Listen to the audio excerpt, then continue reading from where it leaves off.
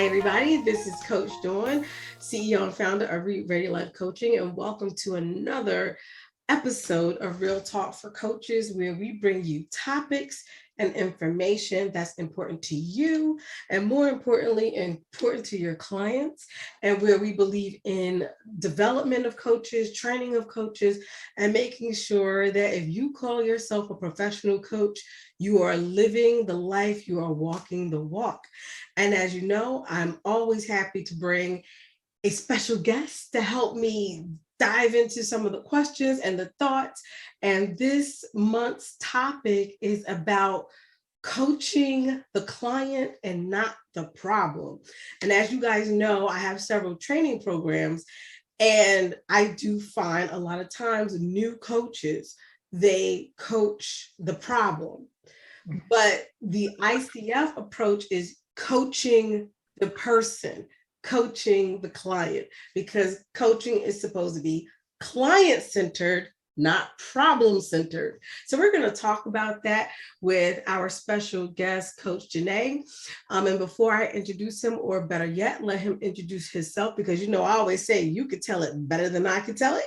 I'll let him introduce himself. But just as a little bit of cleaning house, please remember that April courses are starting. We have our Mind Coach, where you learn my proprietary mind model, and we focus on invoking awareness and asking those powerful questions in a very thought-provoking mindfulness way. I also teach you mindfulness tools. That starts, if I'm not mistaken, April 10th. And then we have our cultural sensitivity coaching course, and you learn about trauma-informed coaching and how to ask questions that do not disrespect or re-traumatize people based upon their social identity. So that course gives you the proprietary approach on coaching with sensitivity and respect for diversity. So that starts April 12th. And the other last one, if you are interested in learning the International Coaching Federation's core competency approach, I have my 5-session training that starts in May 24th. So please make sure you are registering for these trainings.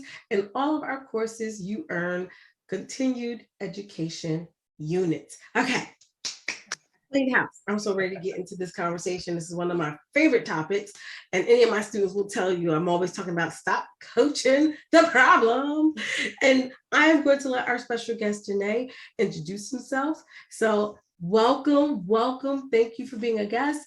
Tell us about yourself, and then we're going to get right into this topic. Awesome. Thank you for the opportunity to be here with you. My name is Janneh Reid. I'm the CEO of Primates Business Management.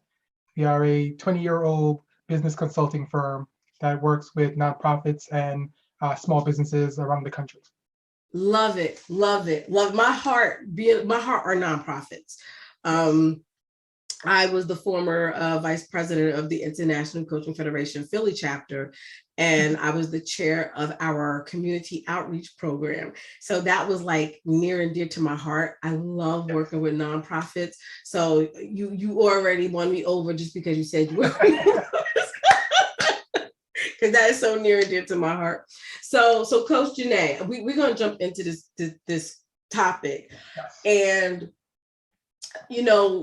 I can't wait to hear what you've seen, because I'm sure you work with other business professionals, coaching professionals, coaches. And I just find that when I'm doing my coach mentoring group or my training group, and we're coaching and we're practicing, I just noticed that a lot of times the coach focuses on the problem. How do we fix the problem? How do we jump into doing instead of really understanding what is bringing the client to the coaching session? So tell me your thoughts. How would you describe coaching the problem versus coaching the client? What does that mean to you, and do you see it in your profession? No, I see it all the time. I think the difference for me is short-term versus long-term, right? My idea is you coach the problem when you're trying to fix a short-term issue, right? Someone scratching themselves, get them a Band-Aid. Someone scratching themselves, find out what's scratching them is a longer-term problem, because you have to go search for that solution, right? So coaching the problem, coaching the person, this really talks about what's the long-term solution, because that short-term problem is going to show up again and again and again. But now, if Yep. you start thinking about the long-term solution and try to go around it and say, hey, why is this happening? Let's find that out. You put on you build a permanent bridge instead of a part-time one that's going to fall down again in a couple of weeks. So I think that's the main difference right there. It's like the long-term view versus the short-term initial inspection and initial interaction. On the head, and I totally align with that.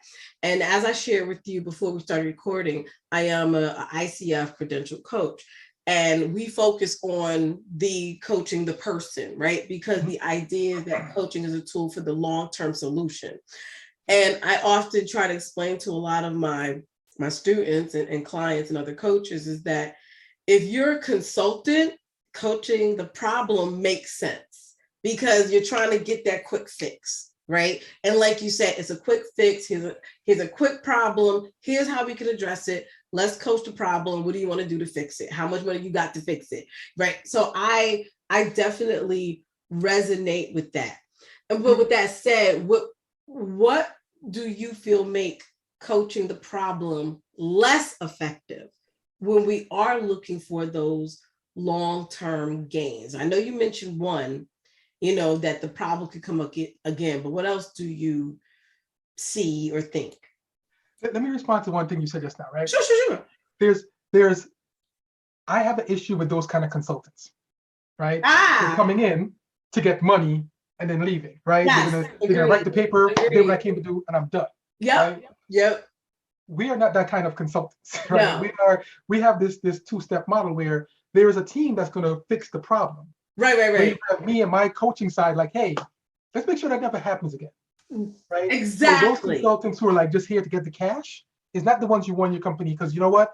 They have a one box fits all mentality, and they're going to force you into it regardless of the issue. They're not thinking about your long-term benefits. So those kind of consultants, those are not who we are. That's don't put me in that category. But when you start thinking about like the long-term benefits, right? And it's like I'm a business coach, and we do it in the business realm, right? So we're looking at cash flow situations. We're looking at growth of staff situations. We're looking at retention of staff situations, right? So when we're trying to coach when we're talking to you about the issues in your organization, I understand, like, a client who has, a younger brother who's their accountant, right? Things are getting messed up, but he keeps trying to teach the person how to do the work. I'm like, you're trying to grow a business. Right. Maybe that's not the right solution. Maybe that person's not in the right field, right? Is that concept of the right seat for the right person, right? So in our coaching, it's about, listen, you need to put the right seat in the right person in the right seat, because that's the long-term growth for your organization. That's the long-term solution. Keep focusing on the here and now. You're going to miss everything else passing you because you're so focused on fixing this one problem. You can put your head down and start typing all day long, and there's going to be money and opportunities, everything that's flying past you, because you're not standing back and seeing the entire thing. So when you're focusing too much and just trying to fix that little thing in front of you, you're going to lose a lot of opportunities. Understood. No, I can definitely, get behind that mentality also. And that definitely I would say, constitute some of the ineffectiveness of focusing on the problem and not the solution. And I thought you said it really brilliantly for organizations. And I do think that this is something that organizations struggle with a lot, because everything with organizations, it tends to be about the financial bottom line. It's cash and content is king. And if we have problems, that means we're not creating content, we're not creating product, we're not creating service. So we can't bring the profit into our company. And we do understand that a business is profit-based, totally understand that. But like you said, if you're focused only on the problem and not really digging deep into, well, how did this problem get started? What's the root cause of this problem? Like you said, is it a staffing issue? Is it a talent issue?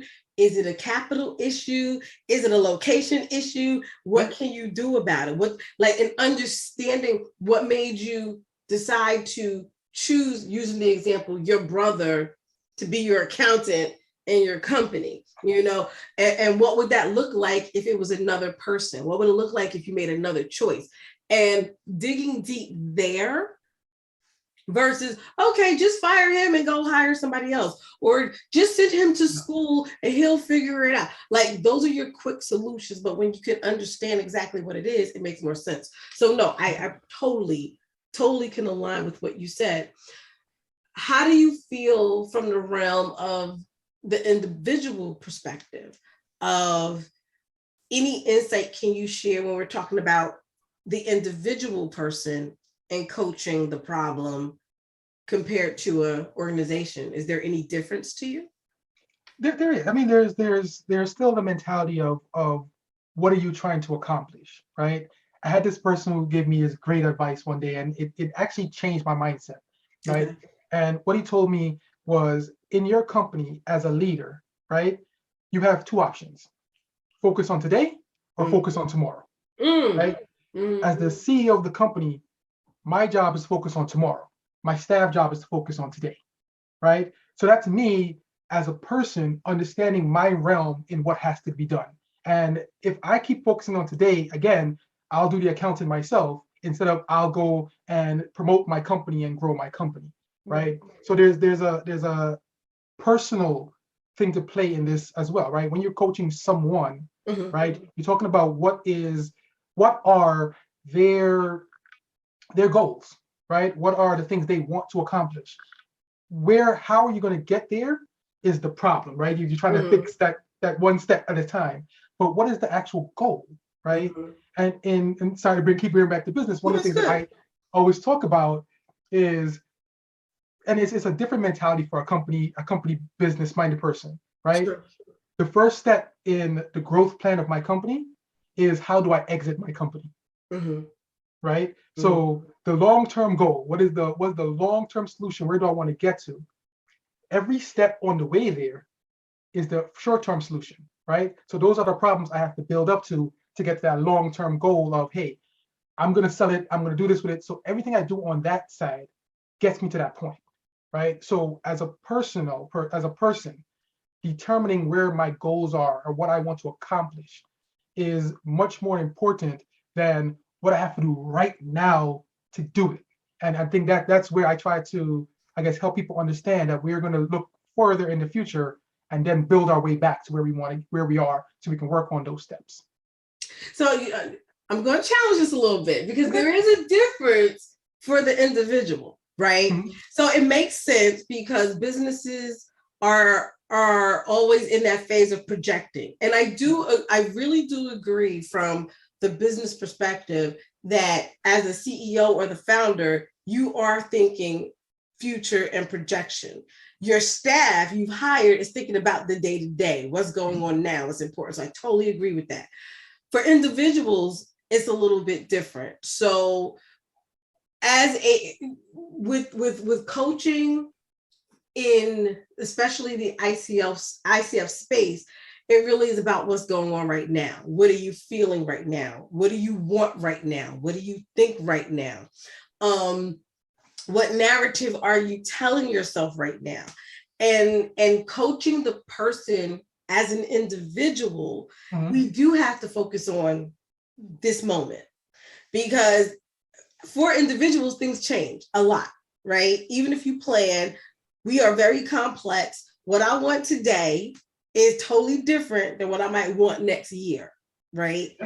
And so in thinking about that, it brings me to the idea that the problem for human beings or individuals, when we coach the problem, it does tie into what you said for businesses, because I think in this respect it is the same, that when you focus on the problem, it really is the short term, and you don't understand the deeper relationship to what is creating the problem.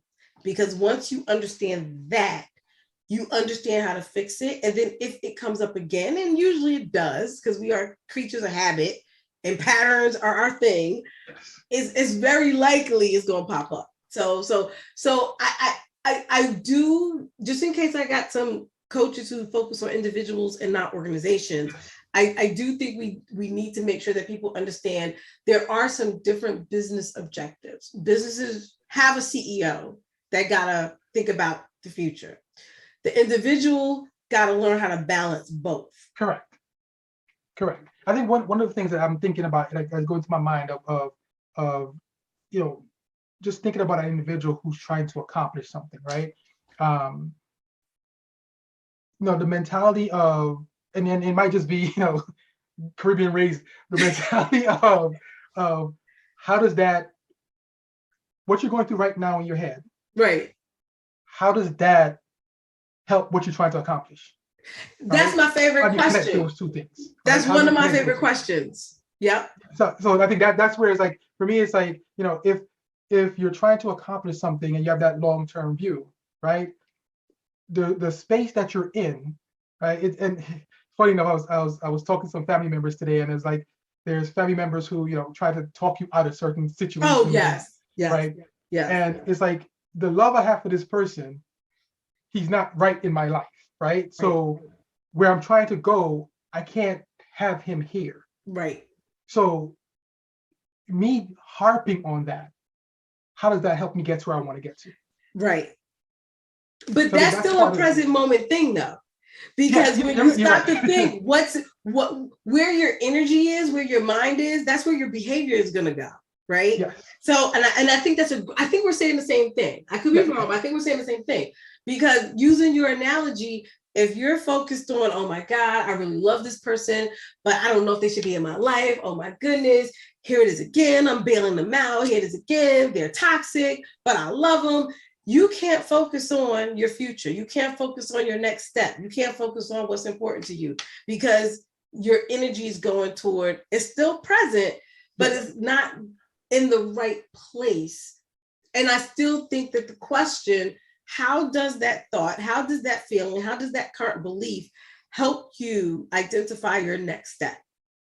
I still think that's a very important question. Yeah. So I think we're saying the same thing. Yes. It's all about perspective. Correct.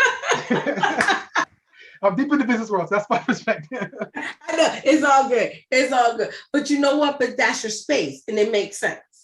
Yes. That's your space. I get it. But see, okay, I'm gonna throw you a little bit of a curveball, just a smidgen. But I'm sure you've met business owners and CEOs of organizations that they got personal issues that's impacting them running their business, that's impacting their bottom line. And if they need to coach around that, how do you work with that, or don't you? That may not be your space, and it's okay if it's not. But like, have you seen that, and how do you bring that into the coaching that you do? Yeah, I think, and I try not to most of the time, right? I think it's a very special niche to deal with. Gotcha. But what I try to help a lot of people understand, or from my own perspective of your worlds will cross, right? But how much you let one affect the other is your choice. Yeah. Right? How much you let one derail another one is your choice, right? You are focused on your organization. You have staff, you have other people to worry about, you have a company to grow, and those personal situations are affecting it. Is it time for you to take a break and go deal with those personal situations? Or do you find a way to make that compartments, right? Right. You are going to work from 9 to 5. You're not answering any family calls from 9 to 5. Or are you going to take a break yourself to understand that you need to, it could be a very personal situation that you may have to take a break to go deal with, right? And in that realm, like dealing with the things, you have health benefits, you can get therapy, you can go do all those things, but you have to deal with it. But how much you allow it to cross over and derail the mission that you're on is an important thing that you have to deal with. You have to figure out that nuance. You have to figure it out. But what I am hearing though, is that because your niche is really around the organization, that is not necessarily a side you focus on. Yeah. Got you. Whereas because I'm in the people realm, even within organizations, like for instance, I do culture of excellence training, and we deal with the 5 behaviors of dysfunctional teams and things like that. So, with that being said, I do find that when people bring the personal in, we still, as a company, address that. You know what I mean? Or at least bring it to the light where the organization can understand you got your people burnt out over here. They got a lot of stuff going on. How are you guys addressing that? You know what I mean?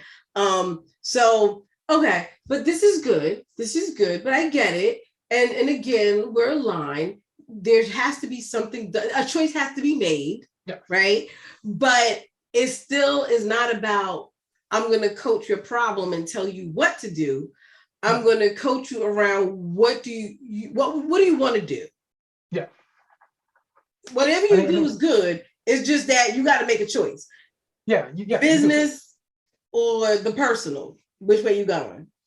So there's in the business realm, there's a lot of like really landmines out there when a business is dealing with employee personal problems. Okay. Right. There's like, we have so many new organizations being created by the government to stop all of the harassment, and it gets very sensitive areas. So we try to we need to compartmentalize things. We want to help you get this, so we're gonna help you in that corner. But it's a lot of landmines in this world now for any crossing over of those two items. Yeah, true. But we still got to focus on coaching the person or coaching the organization. Exactly. Right. So, okay. So a little bit of change in direction. What would you say, from your experience and perspective, what would you say causes a coach, whether it's business or a personal coach, to focus more on the problem versus digging deeper into the person or the client? Honestly, I think neuro coaches, right? Some chasing money. Good point. Some not having enough experience or clout to not worry about that client's wrong words, feelings, right? So clients will pressure you, right? I've been in situations like, oh, I don't want to worry about that right now. We need to fix this. Let's work on this. I'm like, as somebody who is here, I'm like, yeah, I get my team to fix it and cost you a lot of money every single month from now on. Yep. Or we and you can sit down and figure out where the problem is, right? Yeah. So if you have someone who is not experienced enough, or probably like me at this point, could just walk away from a client like, this is not my style, it's not what I'm doing, I'm bowing out. I think that pressure from clients and that initial chasing the money, I think sometimes that's probably what I've seen most. Okay. Why people are like, oh, this is not my style, but then the client's like, you're about to lose a big check. Let me just do what you asked me to do, and I can call it a day. But I think that for me, that's what I've seen the most of why I end up in situations where they're doing things they normally wouldn't do, is because of that pressure that I get from the client. And as someone who's supposedly coaching, they need to understand, like you said, this is about the long-term effect, the long-term problem of the organization, not the immediate solution. If you're in the game to fix the immediate solution, then that's what you do. Yeah. Go in and fix it. But you have a bigger plan and a bigger idea of what you're trying to accomplish, and have your own vision and mission for your organization and for you of what you're doing, because then that's what's going to help you build your organization and build your following, because people know what you're there to do. I am fully aligned with that. And I do agree. I think a lot of it is being a new coach. A lot of new coaches don't have the skill set yet, because it's easy to try to fix the problems, easy to try to tell someone what to do. And again, as an ICF coach, we don't do that. We don't tell you what to do. We help you figure out what you want to do, right? And like you said, are you in it for the money? Oh, of course. If you're in it for the money, sure. Here's some solutions. Here's how you can fix it. Go try this. And then when it don't work, sure, come back to me. Here's some more solutions. Go fix this. Give me another check, right? So you're right. And I definitely see those two in the line of work that I do. And then that makes me now ask the next question. What do you think coaches should do, or what should they learn in order to make that mind shift and say, okay, I'm not going to coach the problem. I'm going to coach the person, or I'm going to coach the organization? I think, in any business, right? Know what your values are, right? Mhm. Know what you're trying to accomplish, know what you're trying to do, right? I think it connects to, most of our work comes from word of mouth, right? Yeah. So if somebody is going to call and say, hey, if you become that person who fixes problems, then you're going to become the word of mouth of the person Who fixes problems. Right? So that's what business Right. is into. Yeah. But once you create your own mentality, right? What you're putting out into the world of, this is who I am. Mm-hmm. I am here for the long-term growth of your organization. My goal, like, same thing. Like if a coach going to say, hey, I'm gonna come into your office and fix the problem in a week, great. If you come and say, hey, I have a 5-month plan to do this, then you're creating that vision of everyone, like, hey, he's here to solve this, give a solution to a bigger problem, Right. not just this immediate issue. So in a lot of ways, developing yourself, right? Definitely. Developing your vision, your ethics, your mission, your competencies, talking points. Yes. Right? Yeah. Will help you get away from that. Will help you really define who you are as an organization and or as a person or as a coach. So I think that's part of it. It's like just defining who you are, right? Defining and who you want to be. Yeah. Who you want to be, exactly. Yeah. And all my listeners know, all of my followers know, I am big on professional development. I'm big on practice. I'm big on reading and learning to grow yourself, because the more knowledge you have, the better you're going to be at identifying, okay, what's really going on here? What's the thing behind the thing, right? Yep. Is it just what the client said, or is it something deeper, bigger? And is it going to require a mind shift or a culture shift, especially when you're talking about organizations, right? Is it going to take a culture shift in order to create the change that's needed, right? Exactly. So yeah, I'm big on that. And we both know mind shift, culture shift take time. There are no quick fixes. There's no quick fixes for that. Whether it's an individual, whether it's an organization, if you really want to make true change, if you want to adapt to change, if you want resilience to change, that's time. And you got to understand the thing behind the thing in order to do that. And please, all my listeners, all your listeners, I hope they understand this really does apply to both individuals as well as organizations. Like this, universal. Yeah, it does. It does. It's like if you think of stuff that the mentality of like the New Year's resolutions, right? Oh, I can't. It's a culture change, right? It's a fight. You're gonna fight yourself every single day to not do this thing. Yes. And you have to keep pushing past. And it's not gonna happen in 21 days. It's not gonna happen in a month. But you have to, like, it's a slow grind. You work on it, you keep pushing, you keep talking, you keep going, and you'll get there. But don't think you're gonna turn around like, oh, tomorrow I'm gonna go and ride 10 miles up the block. No, it's not gonna happen. Tomorrow you're gonna ride around the block and come back to your house, you get stopped. The next day, run the block in one house, and you'll keep going. But culture shift is an enormous, time-consuming grind. And like tell people in organizations, I guarantee you, there's about 30% of the organization, before I open my mouth, is already have the hands clasped. Nope, not doing it. Not doing it. Yes. Why are we doing this?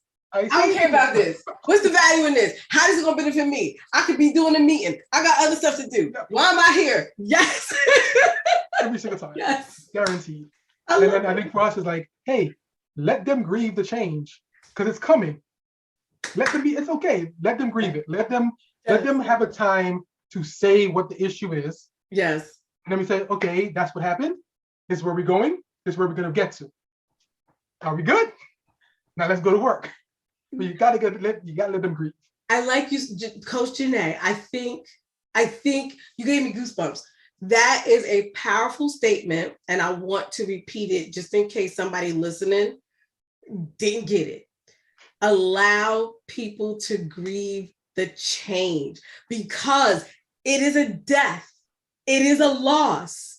You got this habit, whether it's good or bad, you got this habit that you've been doing and doing and doing, and now you got to change it.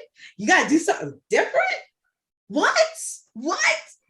Yes. And again, whether you are an organization or whether you are an individual, and I do tell this to my clients, when you're making a change, it's okay to grieve the loss of the old behavior, even if it wasn't working for you, because your body didn't care that it didn't work for you.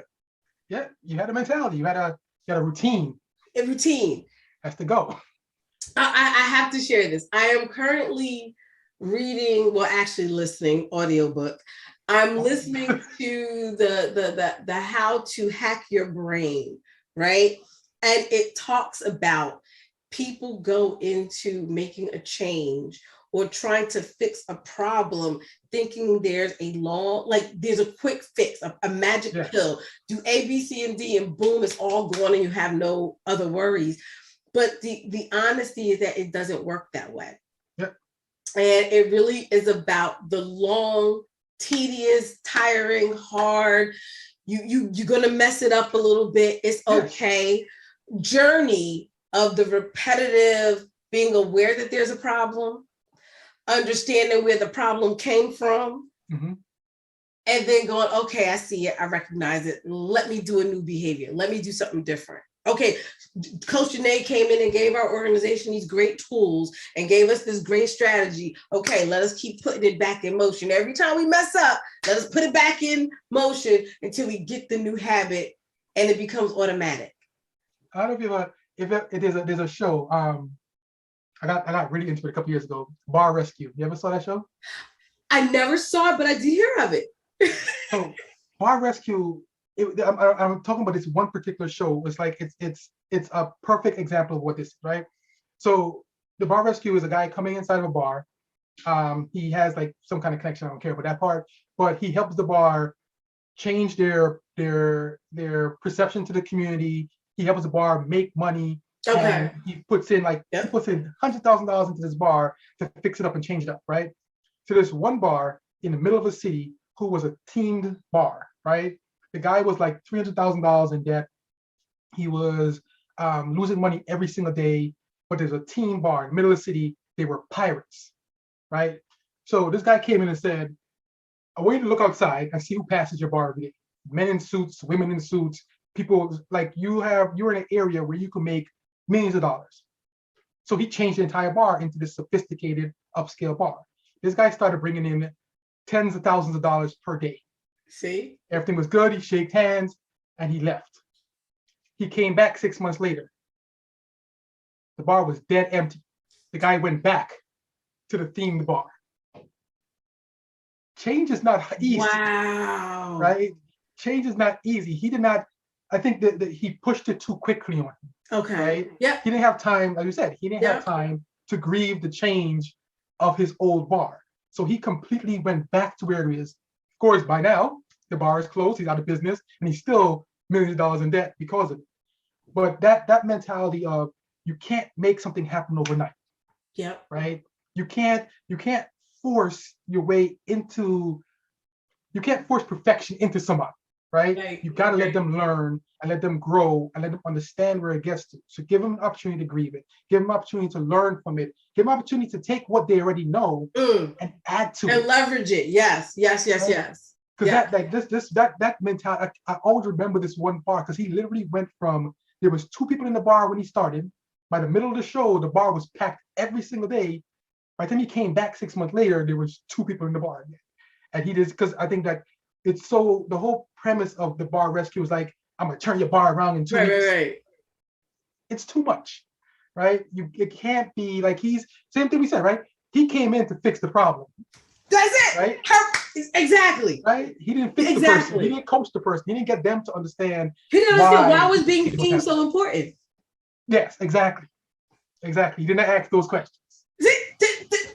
That's what I'm talking. See, if anybody listening to this is very powerful. I hope nobody missed this conversation, because that is a beautiful example of when you go in and fix the problem. It was beautiful. It was not. It was quick, but the bar owner resorted back to old habits. Exactly. That's what he knew. Yes. Exactly. I love it. I love it. I love it. That's what I'm talking about. So, first of all, that was good. I'm just got goosebumps. That was a perfect example. What leading or not leading? What thoughts? What final ideas might you share with coaches, whether they're business coaches, professional coaches, health and wellness, doesn't matter. What would you really? What wisdom can you share with us to help us make that mind shift for ourselves to stop coaching the problem and coach the client? I think the mind shift is, why are you doing this? Right? I think one of the things is, like, if you're doing this for the money, enjoy, have at it, do what you gotta do. Okay. If you really want to connect with somebody, if you really want to connect with your clients and connect with your companies and connect and be a change maker in this world, the problem is not the problem, right? You gotta find a t-shirt. The problem is not the problem. You gotta find a way to connect with the person that's in front of you, right? Understand why they do certain things, right? Everybody, like I say it all the time, I'm Caribbean, right? My grandmother's Caribbean. I grew up with my grandmother, my mother, father. My family is 99% women, right? There's certain things that I do that's going to reflect that, right? My company is mostly women. There's certain things that I do that's going to reflect that. So when you're trying to coach, connecting with that person is important, because you are going to start to understand why they do certain things, right? What past traumas, in my world, it's a bad employee or bad money. What past traumas is causing the decisions to be made that they're making? And that's what you're trying to coach for. Yeah. Right. That's what you're trying to fix. That's what you're trying to help them get past. Because once they get past that, right? And here's a side note from business guy. If you're in it for the money, once you help that person get past that, you have become their loyalist advisor on the planet. They will tell the entire world about you. They will call you back for every insignificant conversation. That's true. And you will grow your business much quicker than chasing the fast buck if you take the time to invest in the company, take the time to invest in the person, and help them get to that next level. That's true. And I'm a definite, I'm witness to that. Yes, you're right. I have clients from 20 years ago that still reach out to me. And like, hey, and I'm referring you. And I'm like, wow, 20 years ago, really? But that's the perfect point, because, and I'm sure you can relate to this, it's not just I'm a one and done. It's not a checkbox. I'm not just in it for the money. I want you to succeed. Yes. I don't want you to need me if you want the truth. Yeah. A real coach that's really worth their salt, your client is not going to really need you if you coach them well. Correct. And that's not a bad thing, though. It's not. It's not. Because even it's the funniest thing. It's like, we've worked with $1 million companies, right? We take them from infancy, help them grow. They go, we help them hire their CFO, they hire their HR department.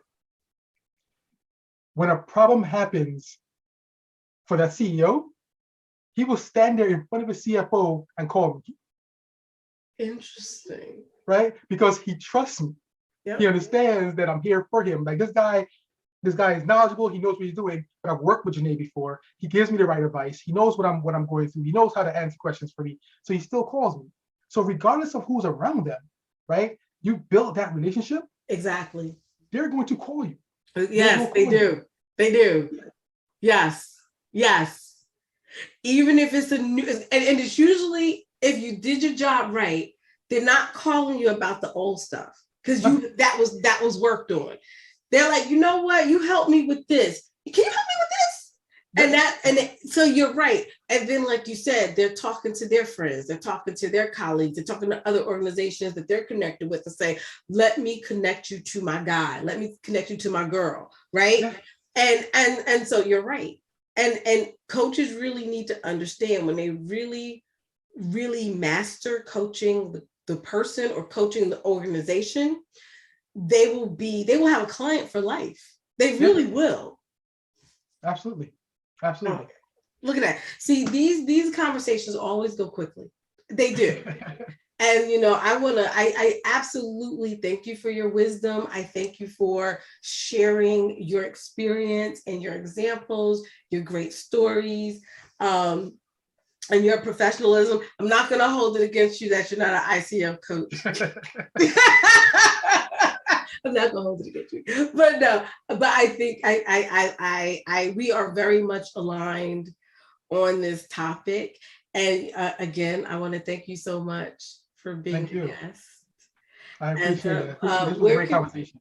where can people find you on social media? What's your social media handle? So my company's handle is Primus Business Management. So I think on everything, Primus Business Management. Okay, awesome. Primus Business Management. You guys go out there, follow, check Mr. Coach Janneh out. And again, thank you. And I tell every guest, you're now family of Reid Ready. You're part of the family now. And we would love to have you anytime in the future if you'd like to be on. And now that I know that your focus is strictly business, I definitely got to have you come back because I do want coaches to learn how to build strong coaching businesses. Because, as you know, coaching is a business. It is absolutely a business. Yeah. It's a business. So you can see we already, you know what? I'm going to put that down on the agenda. We're going to have to come back.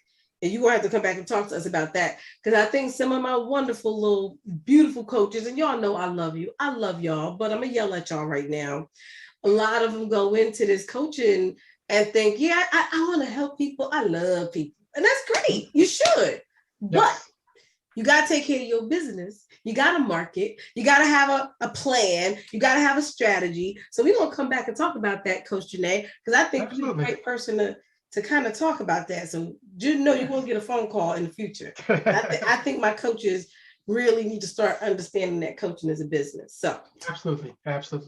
Well, I want to thank you again. Everybody, please go check out Coach Janneh. And and check us out next month for the next Real Talk for Coaches. I love you guys. Be good, stay good, go out there and create awesome sauce for yourself and for others.